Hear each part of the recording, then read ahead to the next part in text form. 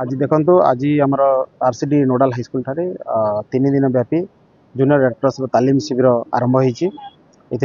आज मान्यवर विधायक नवरंगपुर और मान्यवर विधायक डाबुगा आज बरेण्य अतिथि रूप जोगदे शिविर को उद्घाटन कर आज शिविर में प्राय 10 गोटी ब्लॉक रु 500 ऊर्ध्व काउनसिलर्स और गाइड टीचर्स मैंने आम सांगे सामिल होती।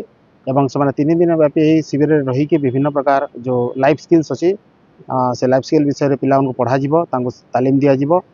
जमी आप भावतु वज्राघात केमी रक्षा पाइबे, स्नैक हेल्प केमी स्नैक विभिन्न सरीसृप केमी रेस्क्यू हो पारे सावधानता अवलंबन करेंगे, बन्या बात्या भूकंप केमी गोटे सिविल असिस्टेंस प्रोवाइड करेंगे कम्युनिटी को।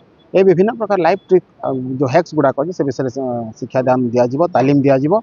आम आशा करें मान्यवर विधायक डाबुगा कहते जे यू भल उत्तम तालीम नेलापर जदि से आउ 2-4 जन को जाकि शिक्षा कथा कहे भितर अवेयरनेस क्रिएट करेंगे ताले आमर तालीम शिविर ऑर्गेनाइज कर उद्देश्य साधित हो।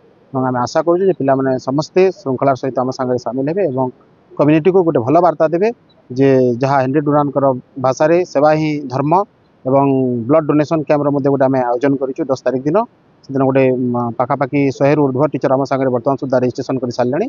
से दिन आम रक्त भंडार किसी आवश्यकता पूरण कर सक्षम आशा कर।